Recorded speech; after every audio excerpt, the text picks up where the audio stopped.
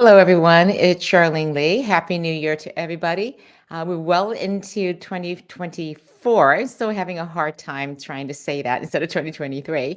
But I wanted to talk today about how generative AI is going to be transforming the HR function, the people function, human resources. And I find it so fascinating that this technology which has so many implications about how we do our work, has a huge people factor to it because it's people who do the work. And so I think HR has a very important and strategic role to play when looking at the rollout and adoption of generative AI, even though it's a technology. So today I'm going to be talking about two aspects of HR transformation. The first one is the transformation of the HR function, the department itself, how generative AI can support and change and really advance and help HR to be more strategic in its work. And it's just so many ways that the HR is transforming generally because of digital transformation, but even more so because of generative AI. And the second area I want to talk about today is the role of HR in the actual transformation of the organization being created by generative AI. Again, huge workforce implications. So, what is the role and importance of HR leaders participating in the strategic discussions? In most organizations, even with digital transformation, HR was not involved. I think that's been a mistake. I've talked a lot about that in my past work. But I think, especially as organizations are changing, going through a transformation because of generative AI, even going through culture change, HR needs to be at that strategic table. So let's get into this. One of the areas I'll just give two statistics here. OpenAI has said that about 80% of jobs are likely to be affected by generative AI, meaning that generative AI will have some sort of impact on the way people do their jobs. And they estimate that 19% of jobs will see 50% of their tasks, of their work automated because of generative AI. And you see this across the board, which is causing a lot of consternation around how and what's going to happen. So, what I want to talk about today is how do we anticipate this future? What can HR do to anticipate this? And I, in particular, would love for you to share where you're coming from, but also share how generative AI is changing and impacting your HR priorities. How are you approaching your workforce strategy differently? How are you thinking about the actual functions within HR? What's going on there? How are you using generative AI?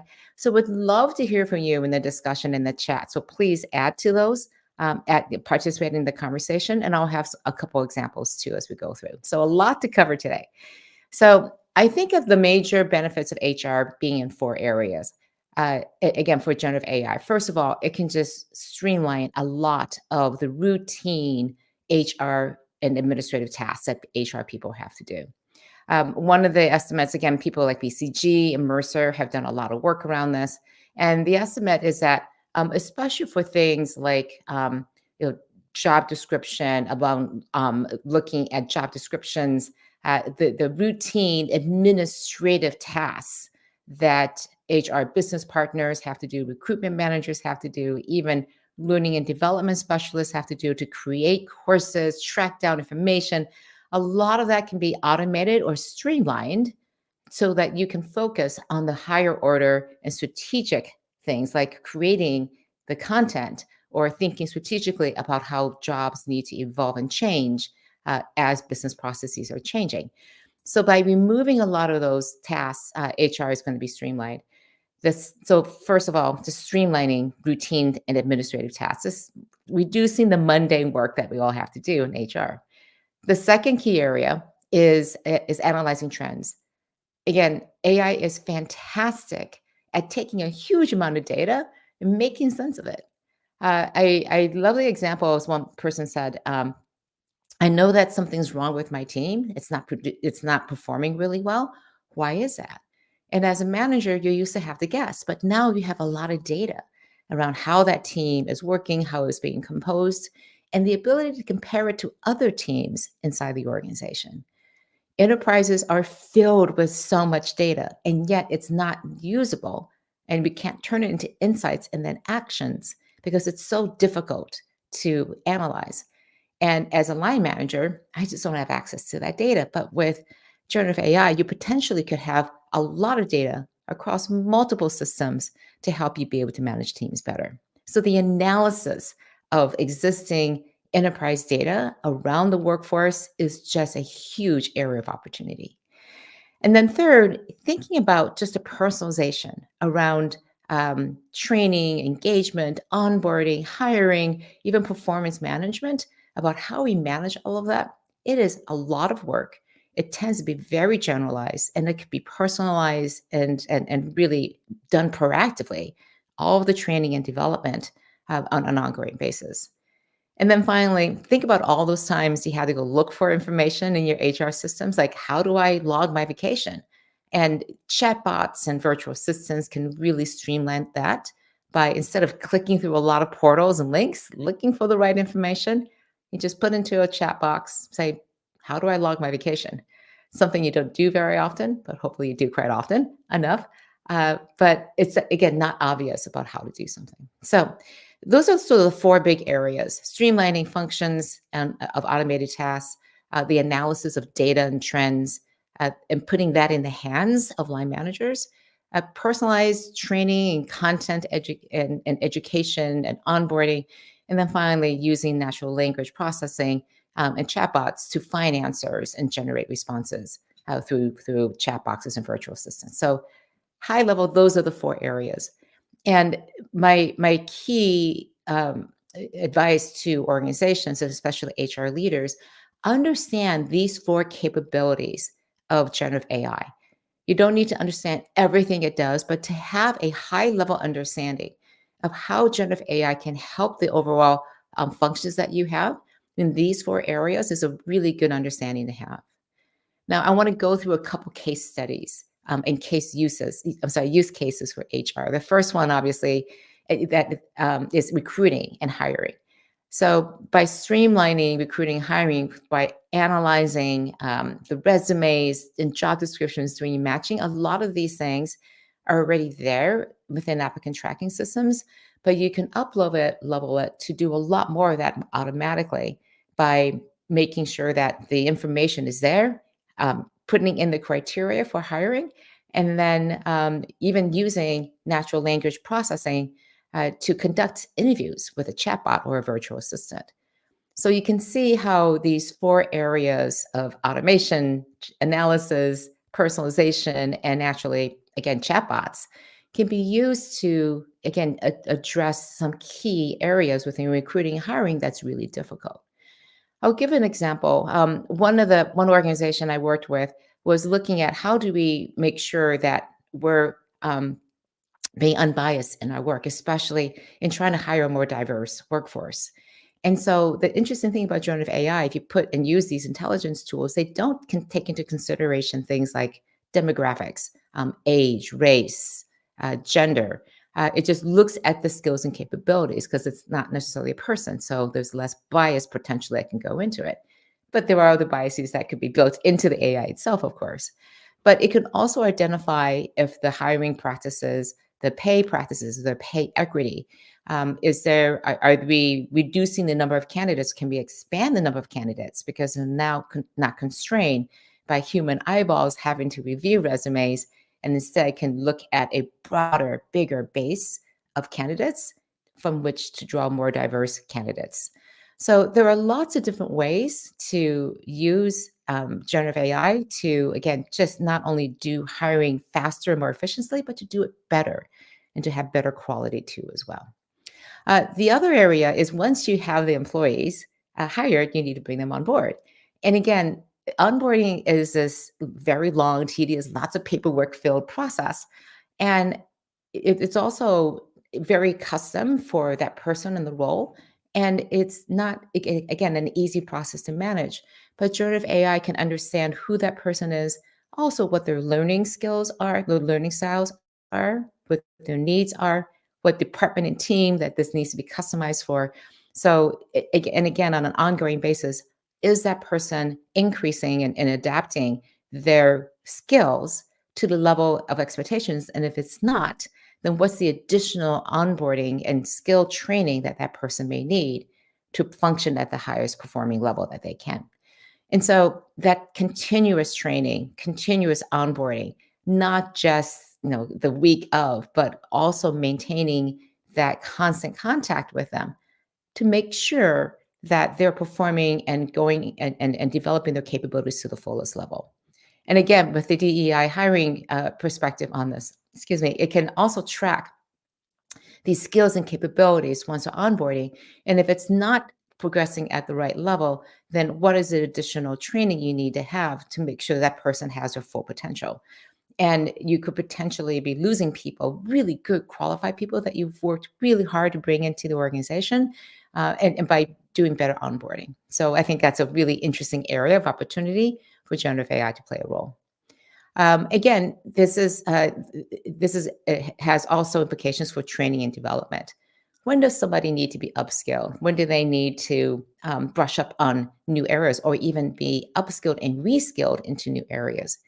Again, people learn in many different ways. So the generative AI is fantastic, as you can imagine, at generating content. And so HR departments are now looking and using these tools, much like their marketing counterparts, to create content, to create training, using virtual avatars to deliver the training in a really compelling way with deep videos that are really customized, not only to the company, but even to a department or a team that line manager feels that the team needs to develop. And okay, just got a couple more areas of use cases, then we can move on.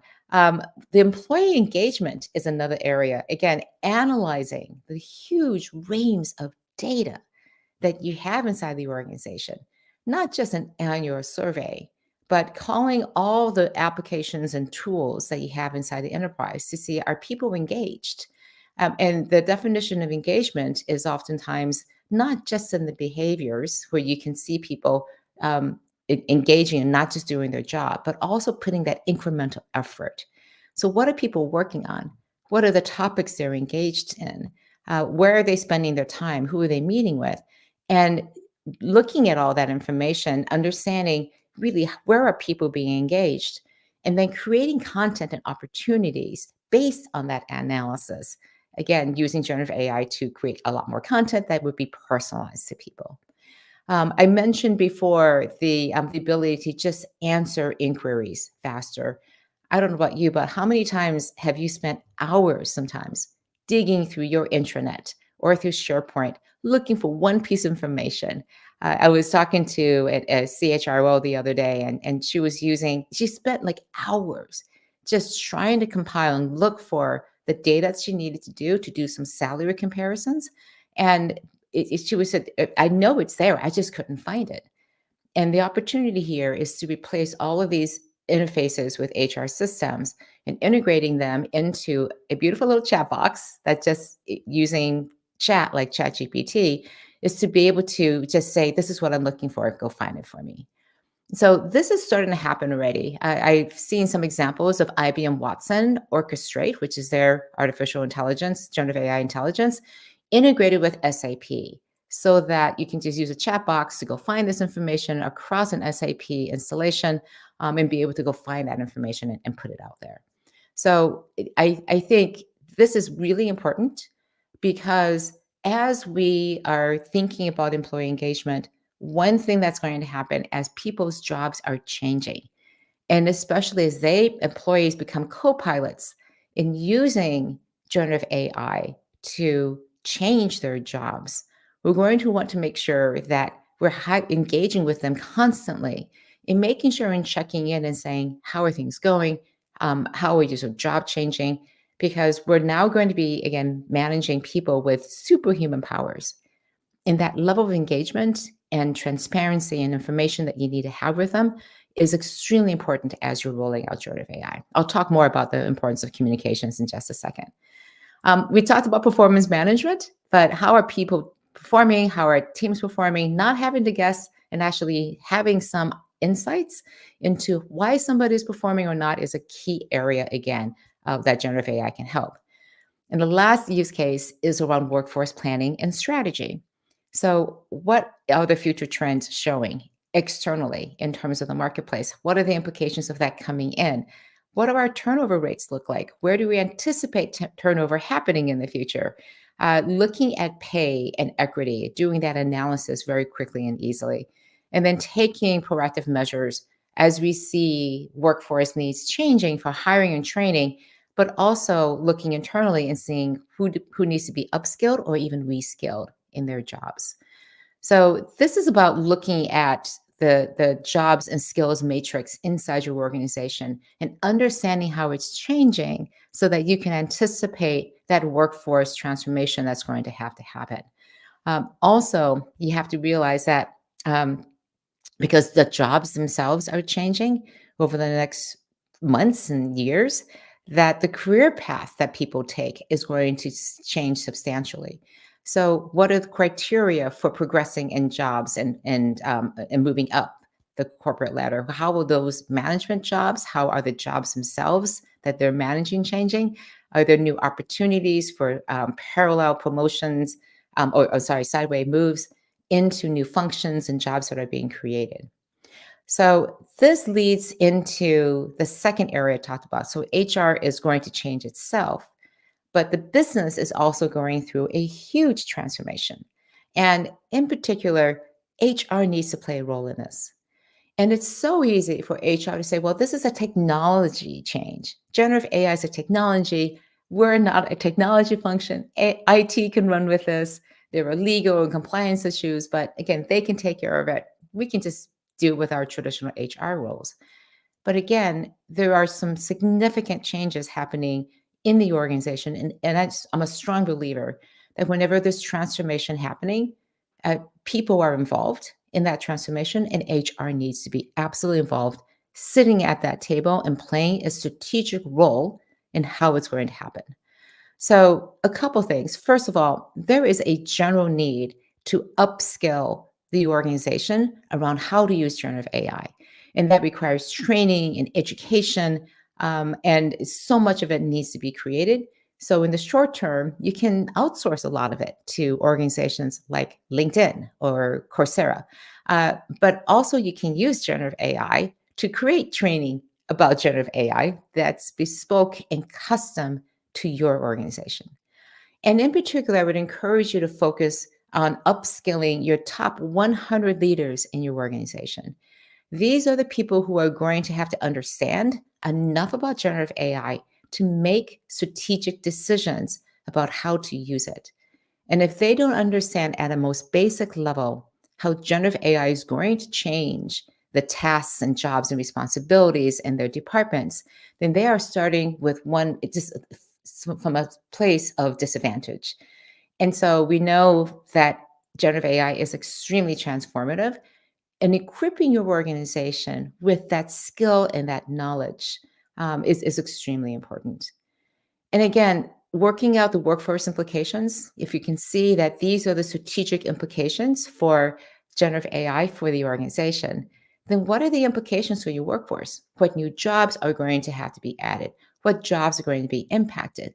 How are careers going to be impacted? And how do we think about performance management when jobs are fundamentally that the metrics of how you measure performance and define success are literally changing as this technology is being rolled out.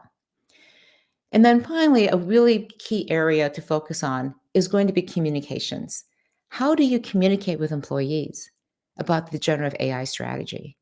How are employees, again, there's a lot of stress around, well, how is generative AI going to impact my job? And I'll be talking about that next week. How do you address employee concerns around the impact of generative AI? So, how do you communicate? And how do you ensure that there's transparency about how generative AI is being used, how it could be used in the future, and there's explainability in terms of how did you arrive at this answer, and how can you explain how generative AI use the logic and the ways you ask the questions and the prompts to arrive at this answer. So this is really important about aligning the efforts of the organization around this business transformation with generative AI and aligning it with the company's vision, the purpose, how it aligns with the value and especially the business strategy. So that level of communication, organized and aligned across the organization, is a really important role that HR can play again. So there are tons of issues and challenges. I just talked about one of the biggest ones, which is making sure there's transparency and explainability as AI is being rolled out. There's lots of biases, so understanding where this bias built into the AI systems themselves, especially when it comes to performance management or hiring, understanding what that is and norming it against, again, the regular ways that you would define what fairness looks like. And then, very importantly, there's tons of data and security and privacy implications. You're working with a lot of sensitive employee data. So, making sure that decision rights and access rights to that data is really locked down and implemented inside the enterprise. So, a lot I just threw at you. So, what do you do about all of this? So, again, if you have any questions, go ahead and ask any questions or comments that you may have. I know it's in the new year. We're just getting back into the saddle of things. But again, I'll address any other questions too, also after the live stream is over. So, what can you do at the number one level as an HR professional? And especially if you are supporting HR people in their transformation with generative AI, is make sure you have a base level understanding of what generative AI can do. So get educated. Take the courses that are readily available online. Do some reading. There are some great resources out there. I've written a lot about HR transformation. Happy to again just connect you with all of that. But so get educated, but also work with your IT department, work with legal, work with compliance and security, work with subject matter experts to understand the implications of generative AI for HR and also for the rest of the organization, how HR needs to support all of these changes that are happening. In almost every use case that I've talked to organizations right now who are doing this successfully, HR is in the middle, right smack in the middle of all the discussions around generative AI. They're not a secondary player, they're in the middle of it. And so this means getting into those discussions, asking the questions, bringing up questions around workforce implications, and being there on top of it.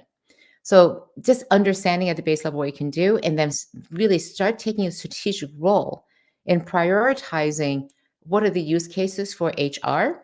And instead, don't go after a gazillion use cases. That's not going to help you. Identify the biggest problems you have in HR and see how generative AI can help you address those problems. So, is your biggest challenge right now recruiting people, hiring people? Then really focus on that. Is your biggest issue right now performance and that people aren't going up to the level of where you think they could be? So using generative AI to do a lot of analysis, but then also to create content and training and development to target the areas that need support is a really good use of generative AI. So instead of looking at every single possible use case, look at your biggest pain points, your biggest challenges, or places of your strategic priorities for HR, and really laser focus generative AI on those big problems. Because unless you do that and focus generative AI on these big transformational opportunities, you're going to look for small, easy use cases to implement that may or may not make a difference in the long run. So once you identify those big use cases, then identify the easy places to go in. So if you're trying to, again, increase performance, you may not want to use it for data analysis because the data is in shape, but you could use generative AI to create better personalized training and development courses and materials for people to address those areas of lower performance. And then, so the of the three priorities, again, understand what generative AI can do. Just get educated and participate and learn from your colleagues. Second, focus on strategic priorities for HR in the organization. And the third area is provide leadership within the organization when it comes to AI. I've talked about how important workforce planning is going to be for generative AI to be successful.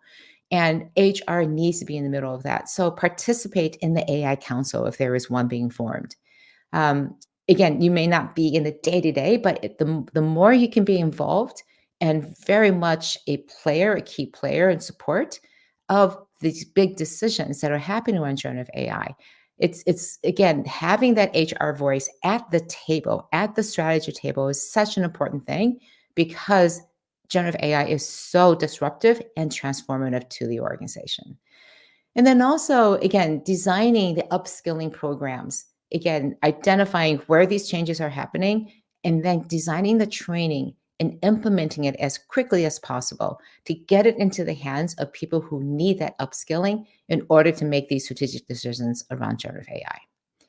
So that's what I have for today. I want to, again, just encourage you to think about how HR is changing. It is usually something that's a secondary or tertiary area of discussion when it comes to these transformations.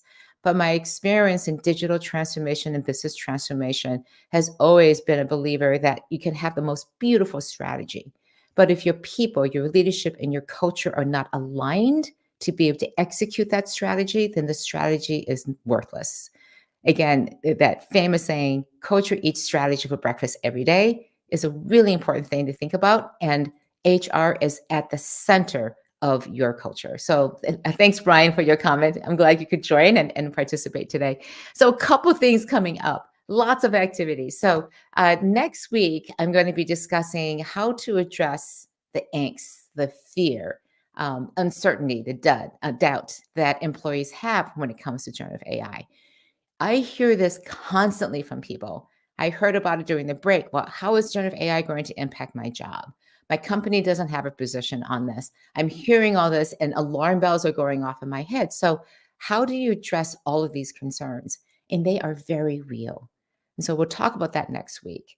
And on the 23rd, I have a very special guest, Jeff Maggioncalda, who is the CEO of Coursera, is going to come in and give and share how he uses generative AI. He is a CEO of a publicly traded company. And I found when he gave me his demo of how he used it, I was blown away. First of all, it was just great. But I really liked how strategically he was using it. And he uses it constantly and all the time. And they just released a brand new course on how of training executives on how to use generative AI. They just released it today. I'll find the link to it and add it to at the end of this. No, because it wasn't live when I when I came on live this morning. I know they're releasing it today. But join me on the 23rd for a fascinating glimpse into what's going on. Jeff is a fantastic person. I'm really excited to interview him for that. And very importantly, again, I am still fielding a survey. If you have revenues of over 100 million in your company, I would love to hear what you're doing with generative AI. It's a really quick survey, so take about 10 minutes or so. And it's interesting because I'm using an AI tool from Outset to actually conduct the interview.